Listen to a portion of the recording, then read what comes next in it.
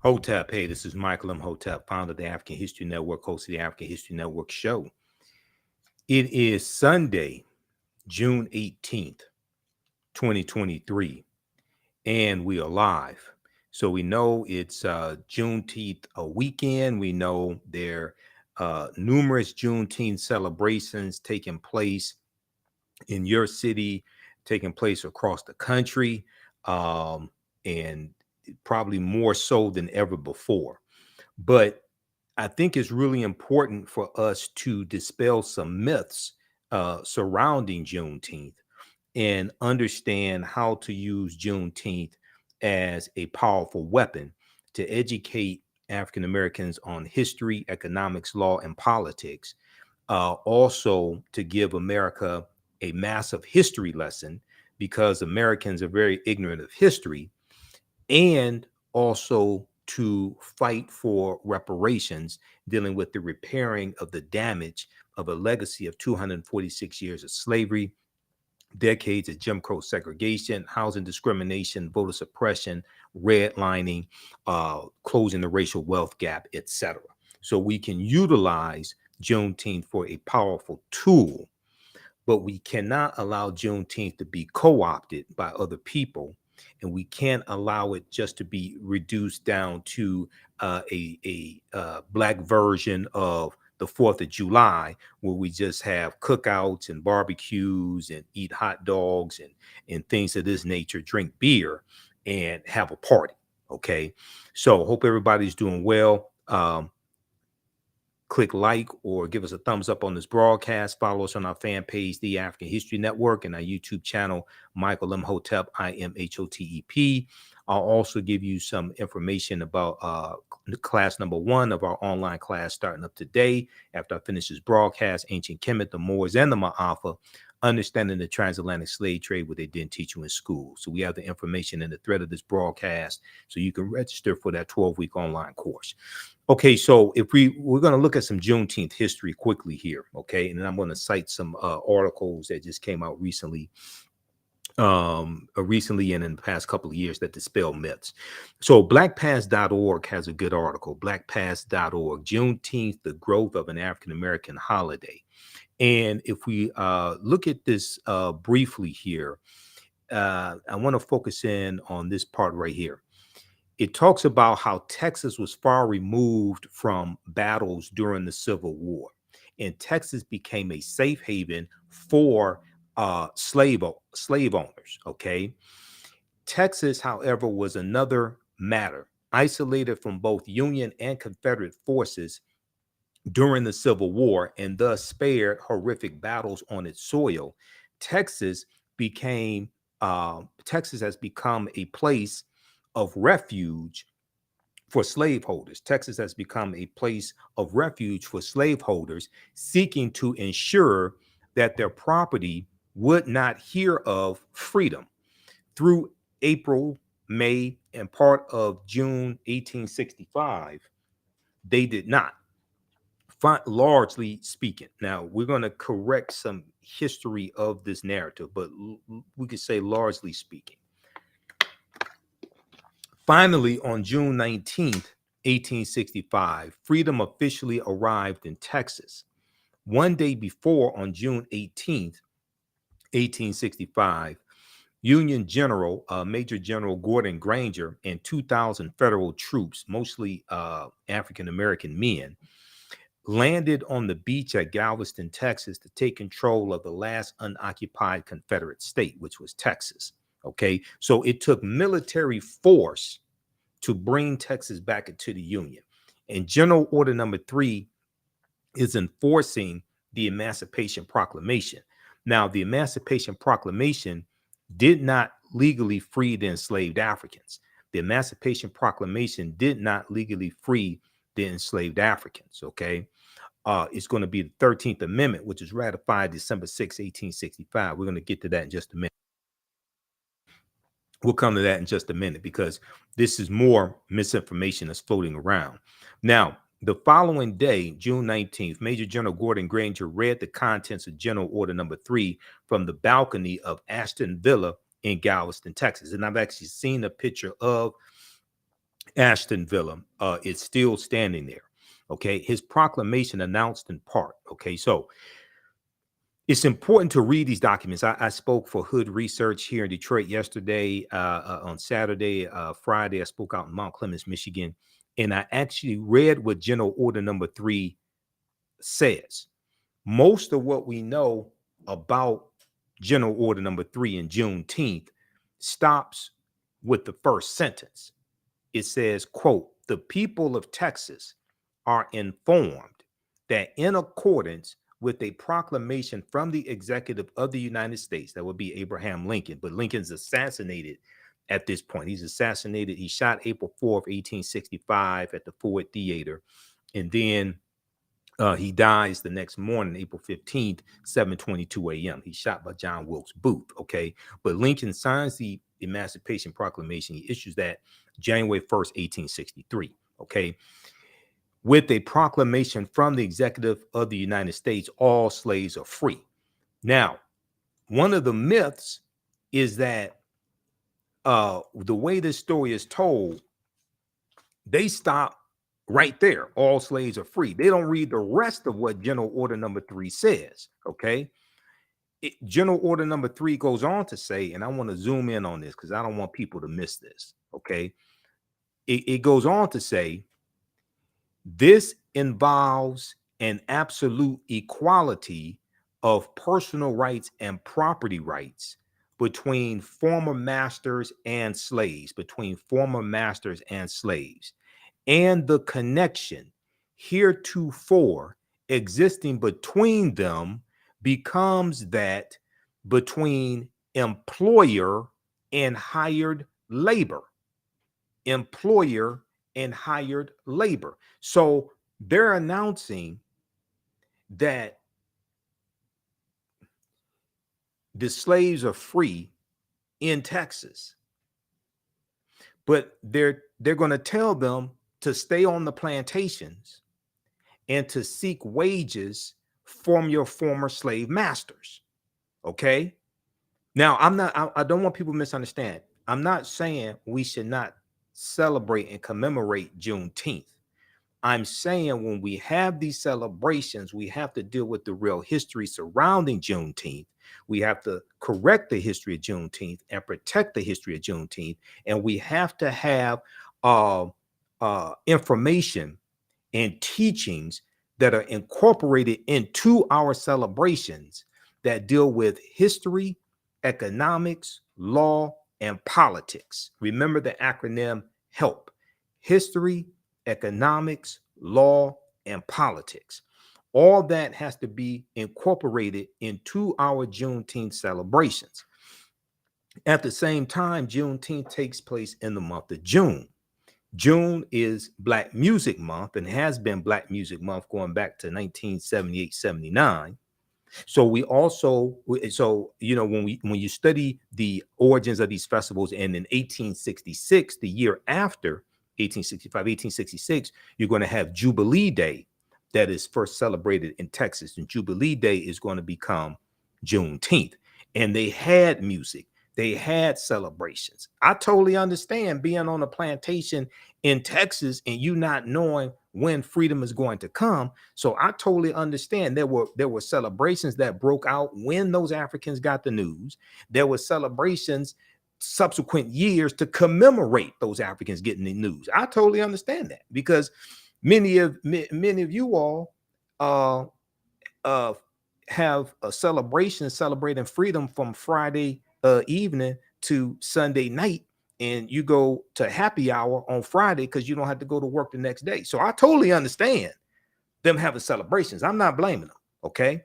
But it's important for us to really understand this history of what happened, and then the history that happens after 1865, when we go into the Reconstruction era, 1865, 1877, where you have advances that African Americans are making, and then we have a reversal of those advances with the Compromise of 1877 between Rutherford B. Hayes and Samuel J. Tilden.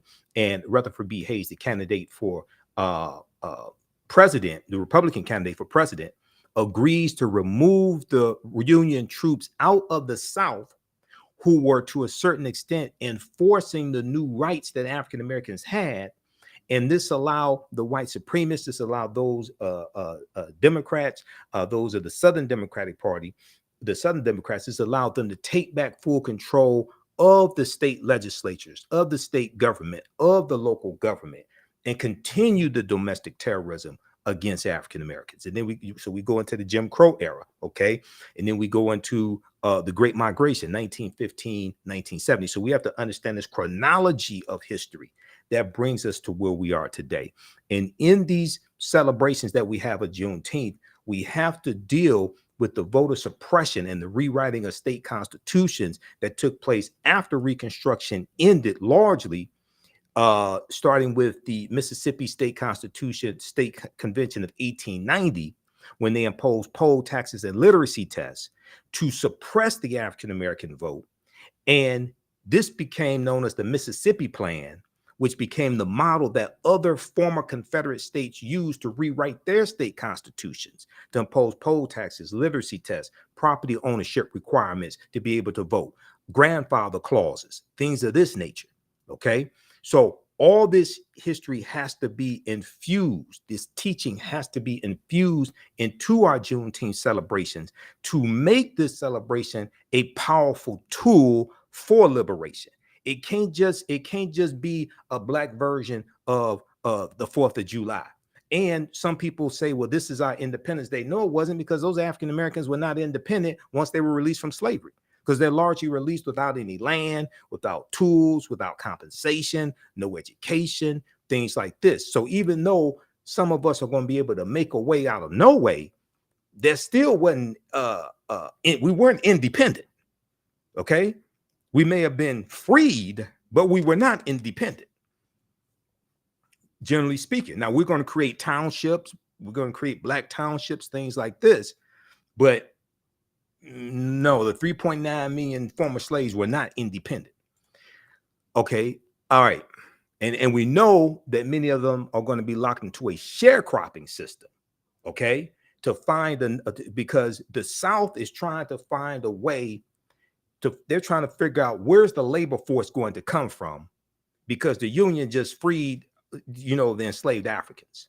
Okay, so where's the labor force going to come from? So the sharecropping system is going to re-enslave many of those Africans after the 13th Amendment is ratified December 6, 1865, which legally ends chattel slavery. All right, so let's continue here. All right, so special General Order number 3 says that Major General Gordon Granger delivers June 19th, 1865. It says the people of Texas are informed that in accordance with a proclamation from the executive of the United States, all slaves are free. Okay, once again, in a lot of the news stories, MSNBC, CNN, things like this, a lot of this, they're going to stop right there. No, read the rest of it. This involves an absolute equality of personal rights and property rights between former masters and slaves, and the connection heretofore existing between them becomes that between employer and hired labor. Employer and hired labor.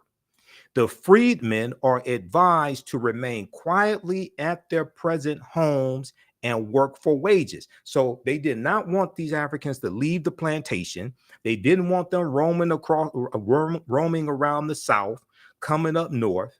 They wanted them to stay on those plantations and work for wages. Okay, work for salary.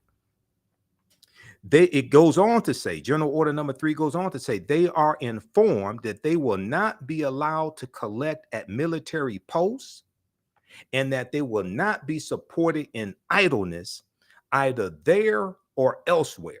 So don't go to the military posts of the Union troops. Stay on the plantations. Continue to work for your former slave master for wages. Okay. Now, word of emancipation gradually spread over the vast state of Texas, despite the efforts of some slaveholders to maintain slavery. African Americans, however, would not be denied the liberty that had eluded them so long.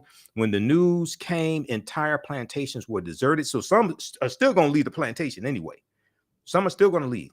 Many African Americans brought from Arkansas, Louisiana, and Missouri during the Civil War returned home, while Texas freedmen, former slaves, headed for Galveston, Texas, Austin, Texas, Houston, and other cities where federal troops were stationed. Okay. Okay. Now, read the rest of this article here.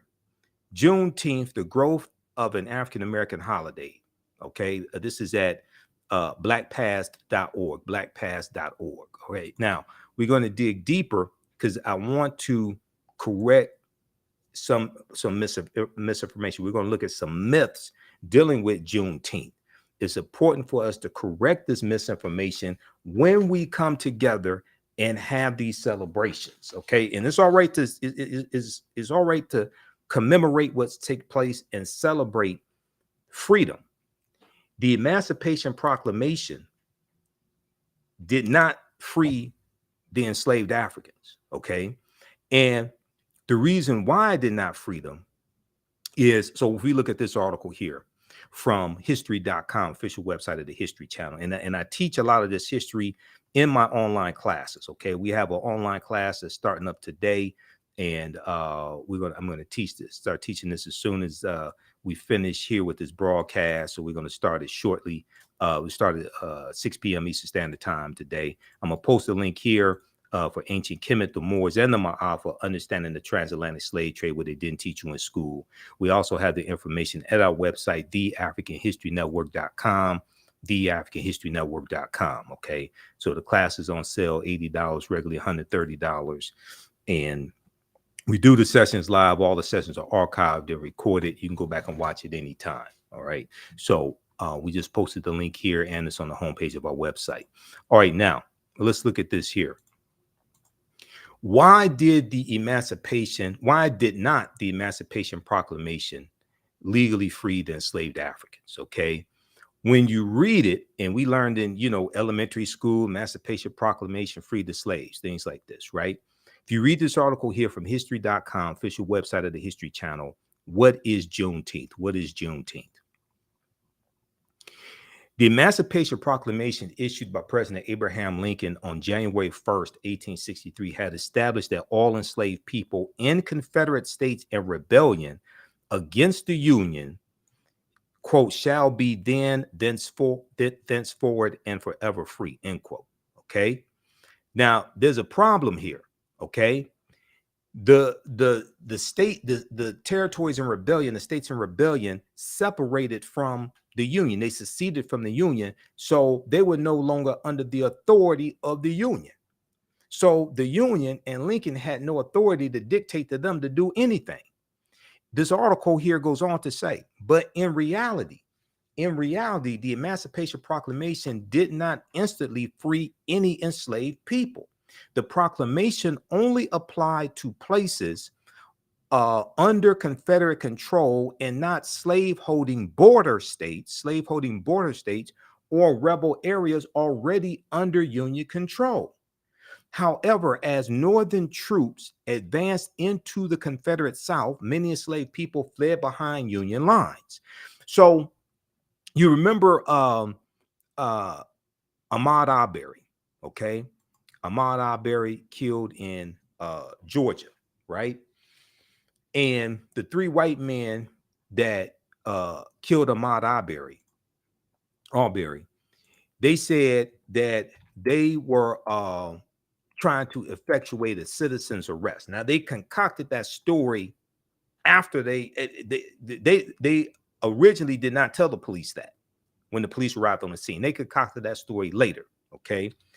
They said they were trying to effectuate a citizen's arrest. All right. Now, when you study Georgia, okay, and the citizen's arrest law in Georgia, that citizen's arrest law dates back to 1863 during the Civil War, when Georgia was part of the Confederacy. Okay, there's an article that I want to pull up.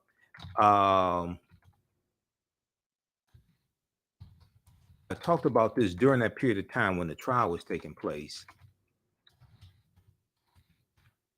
There's an article that deals with this. The citizens arrest law was the um,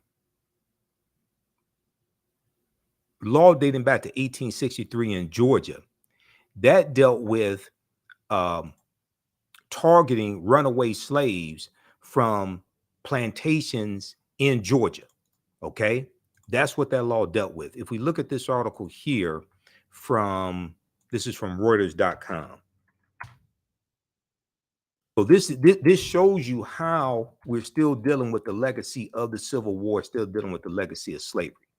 And you have so many people who want to deny this. People like Senator Tim Scott, a lot of these Republicans don't want to deal with repairing the damage of a legacy of slavery, don't want an analysis of the laws and how they maldistribute wealth, power, and resources, etc.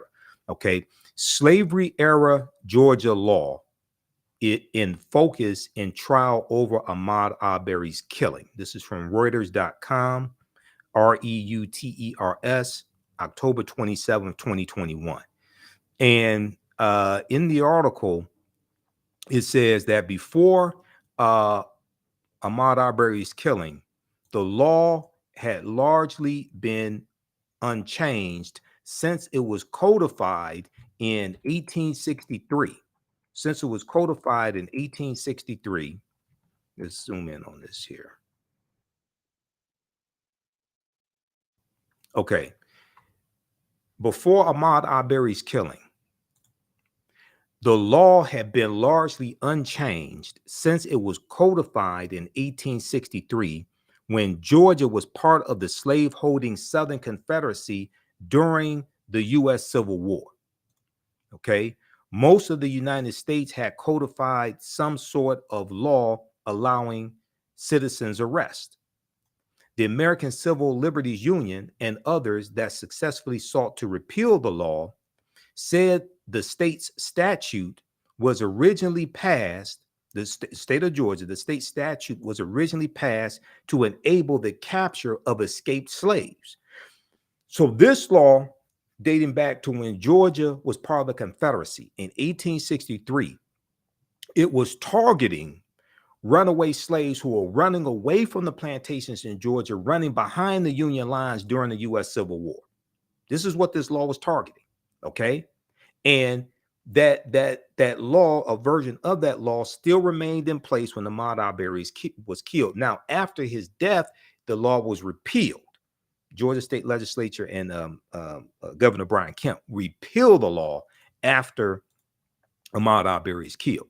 But this still, so you have all these people say, oh, that was a long time ago. That has nothing to do with today. That's a lie. That's why we have to utilize this history, utilize this celebration of Juneteenth to force into the national conversation a history that many state legislatures, especially in these former Confederate states, are passing laws to suppress the teaching of that history in their schools. See, Americans are very, very ignorant of history. So when we try to seek a legal remedy for a historical problem, that implies we must understand both law and history. And a lot of people who we have to go through to get these laws passed are ignorant of both. Okay, let's continue here. All right, now. All right, so let me close out this article here. That's from Reuters.com. You can check that out. All right, now let's go back to this one. Okay, so I want to go to, so we look at the one from blackpast.org, okay, just to get some general information on Juneteenth. Now, let's go back and look at this one from history.com, okay. The Emancipation Proclamation only applied to places under Confederate control and not slave-holding border states like Maryland, Missouri, Kentucky, and Delaware. They were allowed to keep their slaves. And it did not apply to rebel areas already under Union control. However, as Northern troops advanced into the Confederate South, many enslaved African people fled behind Union lines, all right? Okay, so now, Major General Gordon Granger goes in with about 250,000. When he goes in, about 250,000 enslaved Africans in Texas. He's going to spend about a year going all throughout Texas enforcing General Order Number 3, okay? Because they have to take back Texas by military force. They have to take back Texas by military force. After the war came to a close, now for all practical purposes, the Civil War comes to an end April 9th, 1865, when General Robert E. Lee surrenders to Ulysses S. Grant at the Appomattox Courthouse, okay, but in Virginia. But the Civil War is going to go on to a lesser extent. Is going to go on to a lesser extent for about another 18 months or so, okay, or 16 months, another 16 months, because General Robert E. Lee's army in Virginia, his Confederate army, was the largest Confederate army, but it was not the only Confederate army, okay, in the Civil War. How do we know? Let's look at this article here. See, I teach this in my online classes. So if you haven't registered for my online history class, Ancient Kemet, the Moors, and the Ma'afa, understand the transatlantic slave trade, what they didn't teach you in school. You want to register for that right now, because we're going to start class number 1 as soon as I finish this broadcast here. Okay, we do class number 1 today, June 18th, 2023. This is a 12-week online course that I teach, and we deal with thousands of years of history and what leads up to the transatlantic slave trade taking place. We just posted a link here, and it's on the homepage of our website, TheAHNShow.com, TheAHNShow.com.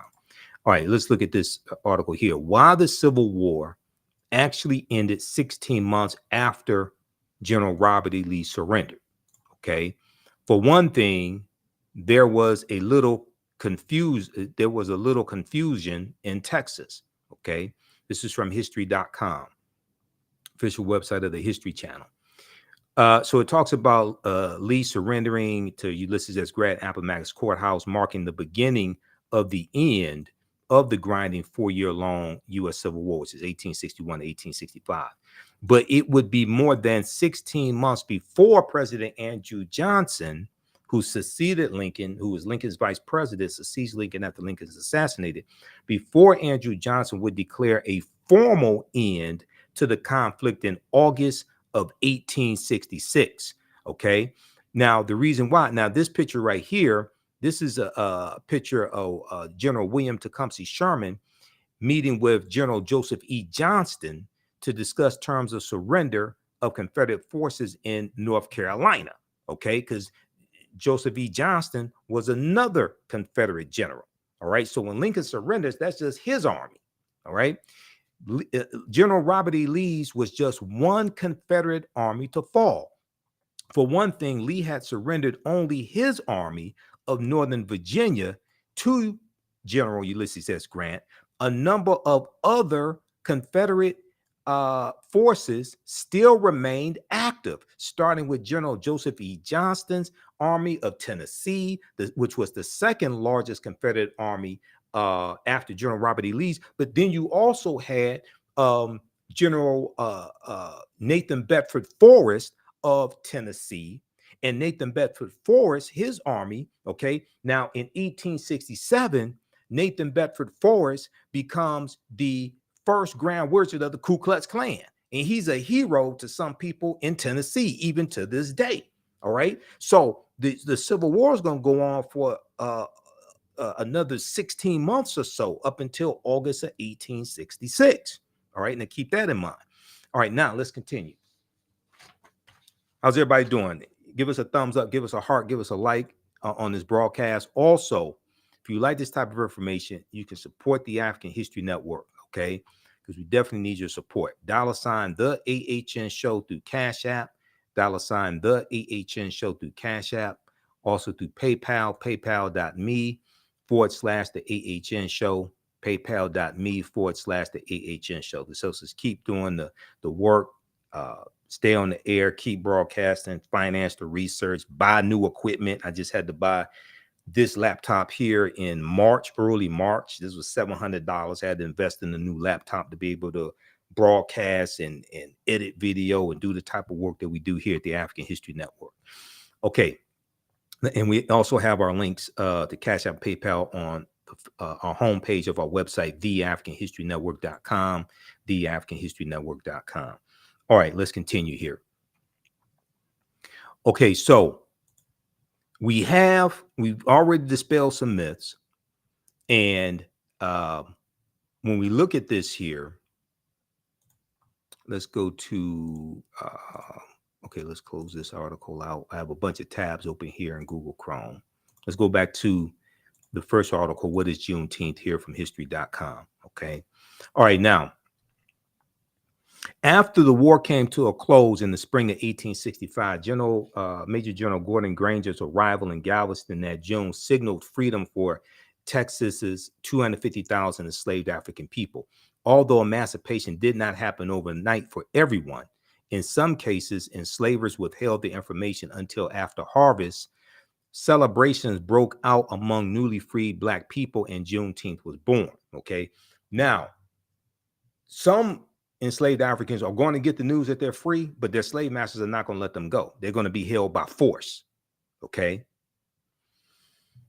So Juneteenth was not the last day of slavery. June 19th, 1865 was not the last day of slavery. Some of these Africans are going to be held in captivity until the next year, 1866. And the Emancipation Proclamation does not legally end chattel slavery. What legally ends chattel slavery is when the 13th Amendment to the U.S. Constitution is ratified December 6, 1865. When the 13th Amendment to the U.S. Constitution is ratified December 6, 1865. That's legally going to end chattel slavery. Okay.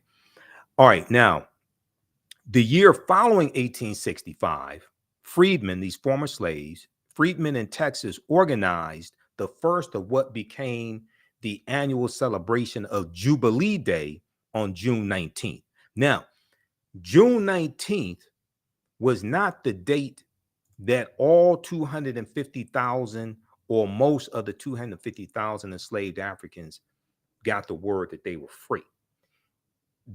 Once again, Major General Gordon Granger and his troops are going to go throughout the state of Texas for almost a year, delivering General Order Number 3, enforcing it, and taking back control of the state of Texas by military force. June 19th was the date that was agreed upon to celebrate those enslaved Africans getting the word of General Order Number 3 and it being delivered. But that was not the only day that it was delivered. That was not the day that all of them got the news. Okay, that's the date that was the date agreed upon to celebrate them getting the news and General Order Number 3 being delivered. All right, now in the ensuing decades, Juneteenth commemorations featured music, barbecue, prayer services, and other activities, and as African Americans migrated from Texas to other parts of the country, the Juneteenth tradition spread. In 1979, Texas became the first state to make Juneteenth an official holiday. Several others followed suit over the years. In June 2021, Congress passed a resolution establishing Juneteenth as a federal holiday. President Joe Biden signed it into law on June 17, 2021. Now, we know that African Americans like Opal Lee, African American woman Opal Lee, a former teacher, she fought for decades to make Juneteenth a federal holiday. Okay, so we don't want to leave out the African Americans who fought for this, and also Representative Sheila Jackson Lee from Texas sponsored this bill in the House of Representatives. Okay, so somehow the African Americans that fought for this get left out of the conversation, and some people just want to say, oh, President Joe Biden just signed it into law. No, this was a long hard fight, and I saw some misinformation floating around. President Joe Biden gave this to us, or he chose this holiday for us. No, he didn't. That was a fight that's been taking place for years. And go back to 2020. They tried to get the bill passed in 2020 after George Floyd was killed, because in June 2020, when Juneteenth was celebrated, there were a lot more people celebrating it, because that was the month after George Floyd was killed, May 25th, 2020. And they tried to get the bill passed then to become a federal holiday, but it was blocked in the Senate by Senator Ron Johnson of Wisconsin, who cited the cost of another federal holiday, because that's a paid day off for federal workers, so you have to pay them. He said he wasn't racist. He just cited how much it would cost to have another federal holiday, a paid federal holiday, a paid day off. Now, in 2021, he didn't object to the bill. If I remember correctly, he turned around and voted for the bill, the same bill that he blocked in 2020. Okay, but oftentimes we give white people too much credit for efforts that we organize to force to bring into existence. Okay, all right, now I want to look at a few more myths here, and then I got to get out of here and teach this class also. All right, now let's look at this article here. I was reading this article from historian Peniel Joseph. This is called "The Story We've Been Told About Juneteenth Is Wrong." The story we've been told about Juneteenth is wrong. All right, and this is from Texas Monthly, TexasMonthly.com. Yes, TexasMonthly.com. This one right here. It's a really, really good article, and I've been studying the history of Juneteenth for years. I have lectures on it, so if you go to my website, I have a 2.5-hour lecture that you can order, and we also have it in a digital download format, TheAHNShow.com. Okay, that deals with Juneteenth history, Emancipation Proclamation. We deal with a lot of history there. Okay, the story we've been told about Juneteenth is wrong. And let me zoom in on this here. And I want to pick this up on page 3, looking at the stories of how General Order Number 3 was relayed to Galveston's Africans in Galveston Valley. Let me see. Let me scroll down just a second here. Let's go to this here.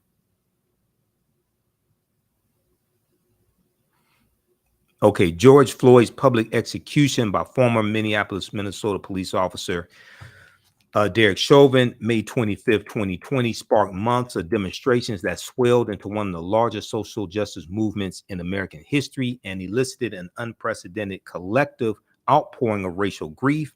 Against this backdrop, I was one of many who began to examine Juneteenth anew. I published a CNN opinion article headline, "Make Juneteenth a National Holiday Now," arguing in part that Juneteenth offers Americans a new origin history. Black people are largely absent from our national narratives. Juneteenth, I suggested, offered the opportunity to correct that. But we have to correct the history of Juneteenth and protect the history of Juneteenth. Okay. Now,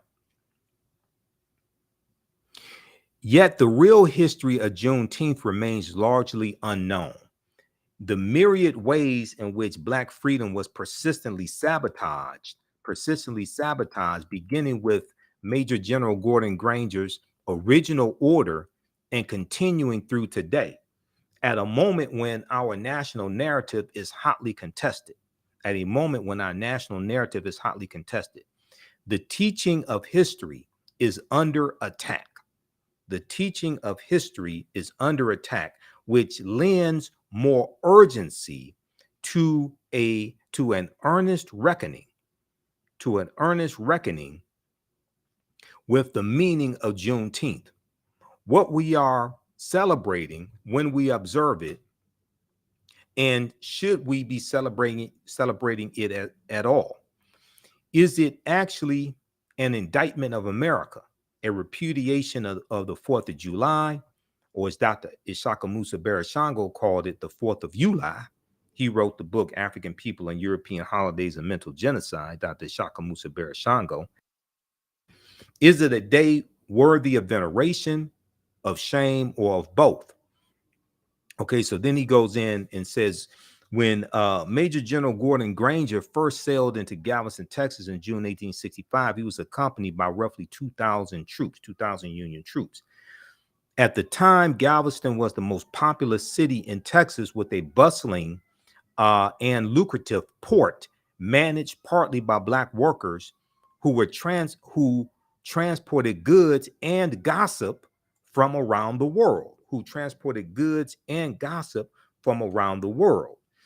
Now, Gordon Granger and his staff commandeered a villa in town and set out on the impossible mission of bringing a semblance of order and security to the largest secession state of the newly restored Union. The mood was dark, with cities and rural hamlets still reeling from the physical and economic devastation wrought by the war, because the South is largely devastated by the Civil War. Okay, so about a month earlier, the Confederate Army had won a battle at Palmito, Palmito, Palmito Ranch outside of Brownsville. That clash, the last major action of the Civil War, had been waged more than a month after General Robert E. Lee's surrender in Virginia. So once again, the Civil War did not come to an end April 9th, 1865. Okay, it's still going to go on to a lesser extent, and it's going to go on till August of 1866. Without the forceful appearance of Union soldiers, Black Texans had remained imprisoned within the conclusive clutches of a dying Confederacy. Without the forceful appearance of Union soldiers, African American Texans had remained imprisoned within the convulsive clutches of a dying Confederacy. Okay, the stories of how General Order Number 3 was relayed to Galvestonians vary, but Major General Gordon Granger likely read the order aloud in a public meeting designed to spread the message to as many people as possible. The words, quote, "all slaves are free," end quote, served as a declaration of independence for some and a provocation to others. Granger and his Union troops often encountered a violent, anxious, fearful, and vengeful white population, including Confederate soldiers and sympathizers who engaged in reckless attacks and looting in parts of Texas. So when we have these celebrations of Juneteenth, we need to deal with the real history. And we need to talk about the white domestic terrorism that was taking place in Texas even after General Order Number 3 was delivered, which is why you needed military force to enforce General Order Number 3 and to bring Texas back into the Union. Okay, Juneteenth can't be about watermelon and hot dogs and red pop and all this. We got to deal with we have real work to do when we have these Juneteenth celebrations. Major General Gordon Granger and his Union troops often encountered a violent, anxious, fearful, and vengeful white population, including Confederate soldiers and sympathizers who engaged in reckless attacks and looting in parts of Texas. General Gordon Granger's order was based loosely on President Abraham Lincoln's Emancipation Proclamation. Now, the 13th Amendment to the U.S. Constitution, which made slavery unconstitutional, was not ratified until December 6, 1865, as we already talked about. Now, the order, General Order Number 3, first declared that the formerly enslaved people were free based on, quote, absolute equality and personal rights and rights of property, end quote, between Black people and those who have presumed legal ownership of them.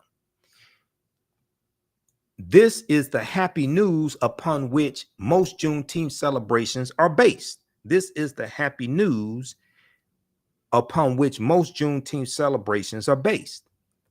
It's also an oversimplified tale of what happened that day, okay, and subsequent days.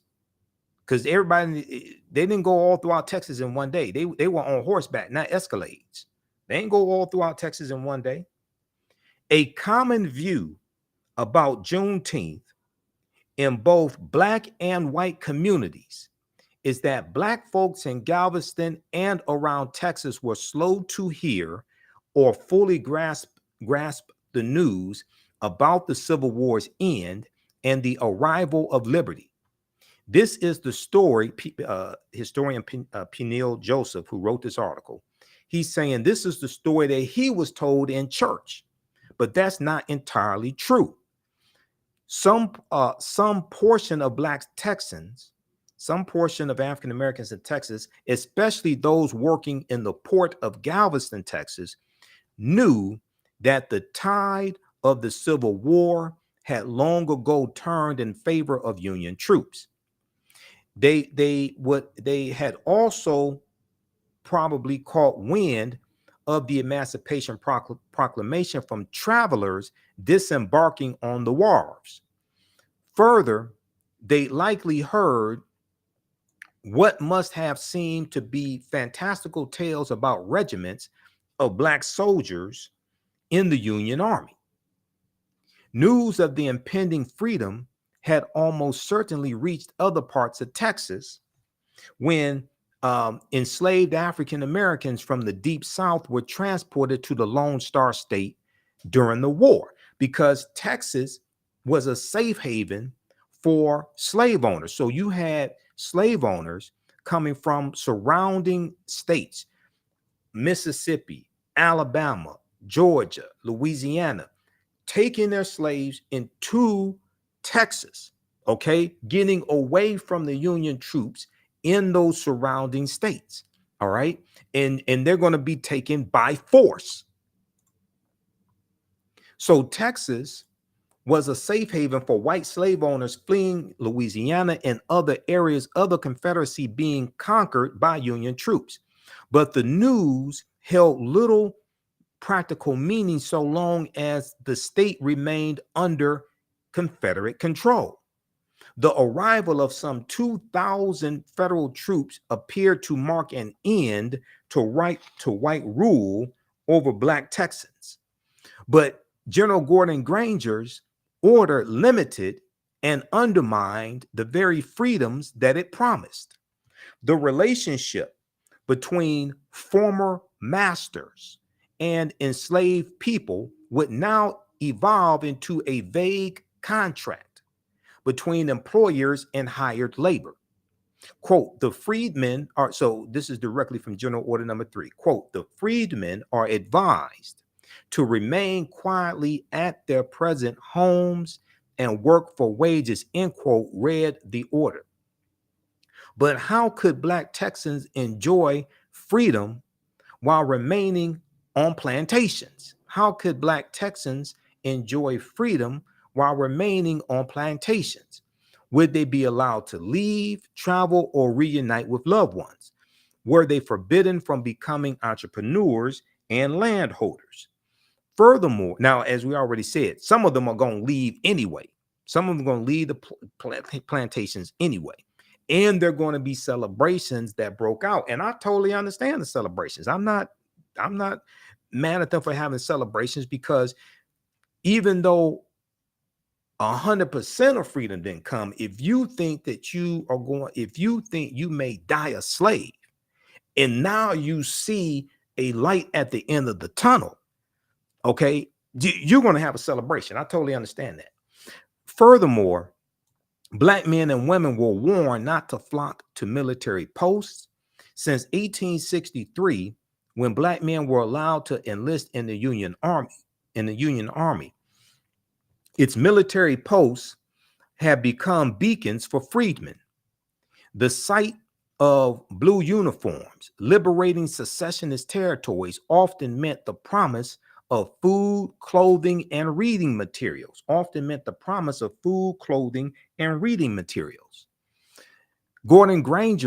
Gordon Granger's warning that Black Texans will not be supported in idleness on military posts or elsewhere was an admonishment, a warning suggesting that they could not rely on federal troops, whether those Texans were seeking protection, searching for news about family and friends, looking for work, or in need of food. The troops were there to enforce liberation, but they would not necessarily support those trying to carve out a new life. All right, now this is why even after General Granger arrived, many Black folks responded to the news of freedom cautiously. Many Black folks responded to the news of freedom cautiously, fearing reprisals, fearing backlash from white people in Texas.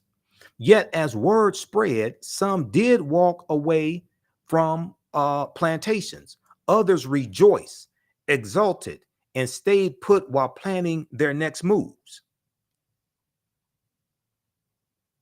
Fears among Black Texans were often borne out. Fears among Black Texans often came true.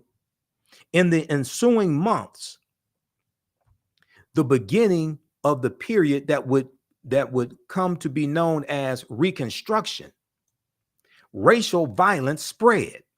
In one town, white Texans whipped dozens of formerly enslaved African people who celebrated the news of emancipation too enthusiastically. See, now this type of history needs to be incorporated into Juneteenth celebrations. It can't just be we're celebrating Freedom Day. Everybody didn't get freedom. And then you have to also talk about the white domestic terrorism that came about while we were celebrating a little bit of freedom that we did get. And you got to deal with that history that happens from 1865 to 1877. We have to deal with a continuum of history, not one date out of history. We have to deal with a continuum of this history that leads us up to where we are today. Juneteenth can't be a party. We can have a celebration while we incorporate history, economics, law, and politics into that celebration. Okay? How's everybody doing? Give us a thumbs up, give us a heart, give us a like on this broadcast. How you all like this type of information? Okay? If you're just joining us, I'm Michael Imhotep, founder of the African History Network, host of the African History Network show. I'm a talk show host, researcher, lecturer, writer, and historian. So it's Monday, June 18th, 2023. And as soon as I finish this, I'm going to teach class number 1 of my online history class, Ancient Kemet, the Moors, and the Ma'afa, Understanding the Transatlantic Slave Trade, what they didn't teach you in school. We're going to start with, we'll do an overview of class number 1. I'll give you some information about that here as well. And I'm doing my radio show tonight, the African History Network show. We do that Sundays, 9 p.m. to 11 p.m. Eastern Standard Time on 9:10 a.m. Superstation WFDF.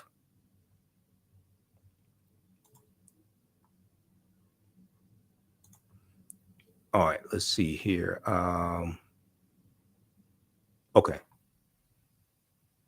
let's continue.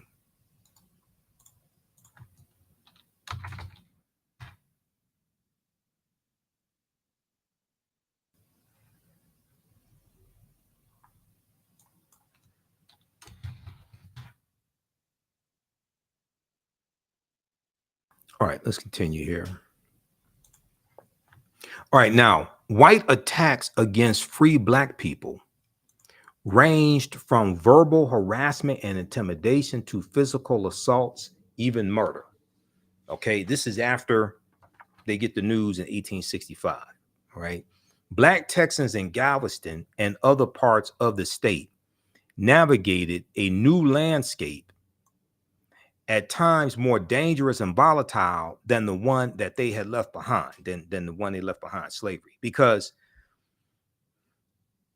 during slavery, they had some type of value to the slave owner. So even though many slave owners were abusive, there's still, you weren't subject to domestic terrorism from other white people attacking you because they knew you were owned by somebody.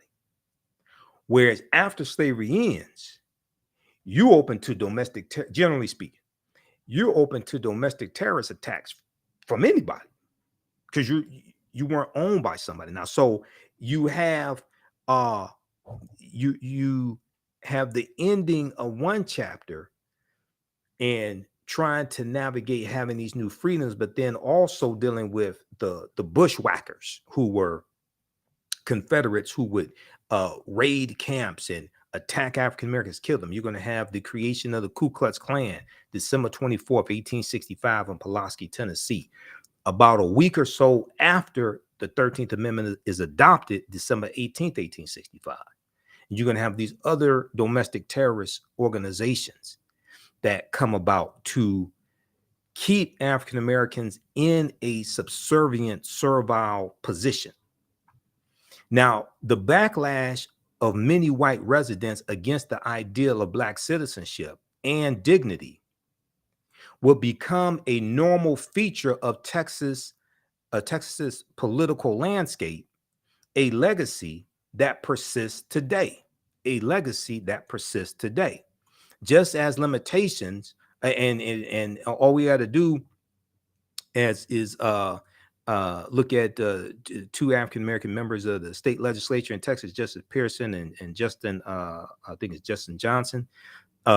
We saw them being expelled for standing up and wanted to deal with common sense gun laws in Texas and see those white supremacists in the Texas state legislature vote them out. And the white female Texas lawmaker, she was saved by one vote. She almost got voted out also.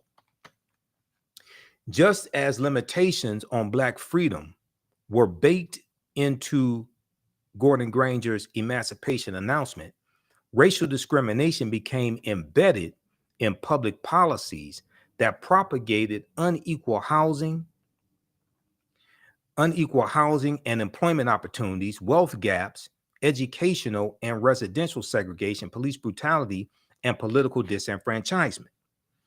Black codes in Texas and throughout the South prevented African Americans from voting, securing fair labor contracts, attending racially integrated public schools, or owning land.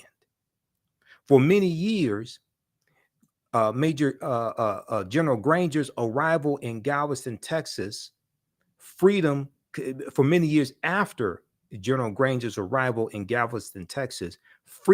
not be publicly enjoyed in some parts of Texas, even on Juneteenth itself.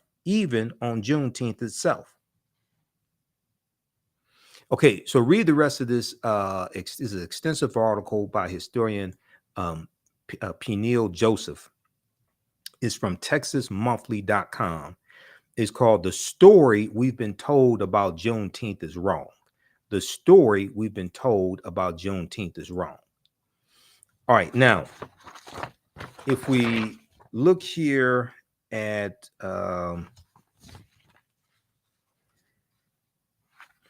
let's see here. Okay, so that deals with dispelling some of the myths dealing with Juneteenth. There's also another article that you can check out.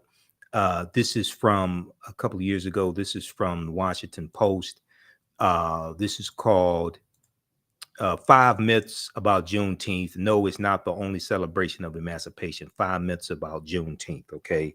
Because they mention in here, there's a celebration of emancipation older than Juneteenth by a couple of years. And that is in Gallipolis, Ohio. A town in Gallipolis, Ohio, had the real oldest celebration of the end of slavery. That celebration began September 22nd, 1863, a year after Abraham Lincoln signed the preliminary draft of the Emancipation Proclamation that he issued September 22nd, 1862. Okay, but it's the first national holiday dealing with slavery at all. Okay, so check that out at WashingtonPost.com. All right. If you like this type of information, guys, register. Please register for the 12-week online course that I teach. We're about to teach class number 1 of it right now at our online school. So the class is on sale, $80, regularly $130. So let's just keep doing the research, stay on the air, keep broadcasting, pay some of the bills, etc. It's a 12-week online course that I teach ancient Kemet, the Moors, and the Ma'afa, understanding the transatlantic slave trade, what they didn't teach you in school. And let me see here. Got this here. I'm going to post the link here once again.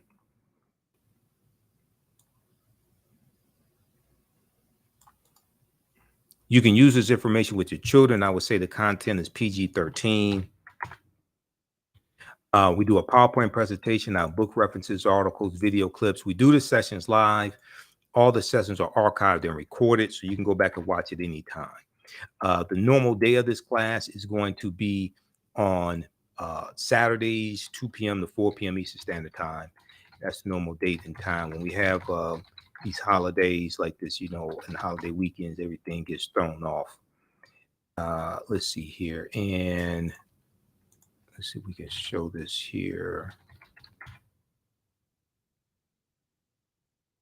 How'd you all like this type of information? Did you learn anything today? Be sure to listen to the African History Network show on Sundays, 9 p.m. to 11 p.m. Eastern Standard Time. We broadcast on 9:10 a.m. Superstation WFDF, and our Facebook fan page, The African History Network, The African History Network, and our YouTube channel, Michael Imhotep, Imhotep.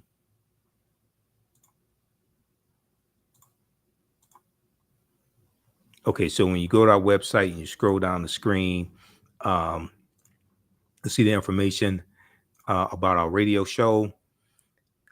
Sundays, 9 p.m. to 11 p.m. Eastern Standard Time. PayPal, Cash App information. This is our official Cash App account, $ TheAHNShow, $TheAHNShow. When you go to it, it'll say Michael. It may show my picture there. Click right here for Cash App. Takes you to our Cash App QR code also. Now, these other ones are fake African History Network Cash App accounts. Our tag is $TheAHNShow, SHOW. So if you type it in manually, type in the full Cash App tag, because some of these other fake ones will come up first, and they've been stealing money from us. It's like 5 fake ones out there I've identified. I'm still trying to get them shut down. I've opened up a fraud report with Cash App last year. I'm still trying to get them shut down. But here's information here about our online class, Ancient Kemet, the Moors, and the Ma'afa, understanding the transatlantic slave trade. Kemet's one of the original names for Egypt. The Ma'afa is a Kiswahili term which refers to the transatlantic slave trade, which is our great disaster. So click right here, register for full 12-week course. It's on sale, $80, regularly $130. You also get free 5 free lectures of mine that are in the video library. Okay, so this is our summer class. Scroll down, just click right here on the purple button. It says enroll here. It says enroll, and you can do debit card, credit card, PayPal. If you want to do Cash App, email us at AHNShow. AHNShow at TheAfricanHistoryNetwork.com, or email us right through the website to pay through Cash App. Okay. All right. So you're going to learn so much in this class. We cover about 80 to 100 articles. There's 7 books that we use as our main books as reference. You don't have to buy any of these books. We show them. I show you an excerpt of them on the screen. I do a PowerPoint presentation as well. I put together the whole curriculum for this class. I've been teaching this class on and off since 2017. I've been studying history 31 years. You see my videos. You see me on the African History Network show. You see me on Roland Martin Unfiltered and Faraji Muhammad show, The Culture. So register for this class, and we'll see you in class in a few minutes. Remember, right now is corrects wrong behavior. It's not over till we win Wakanda forever. And we'll talk to you next time. Peace.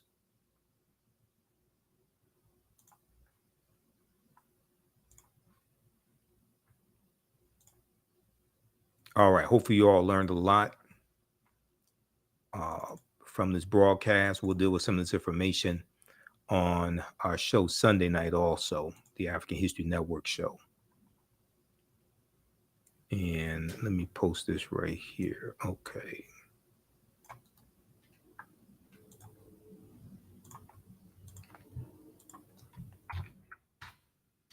All right. We'll see you in class.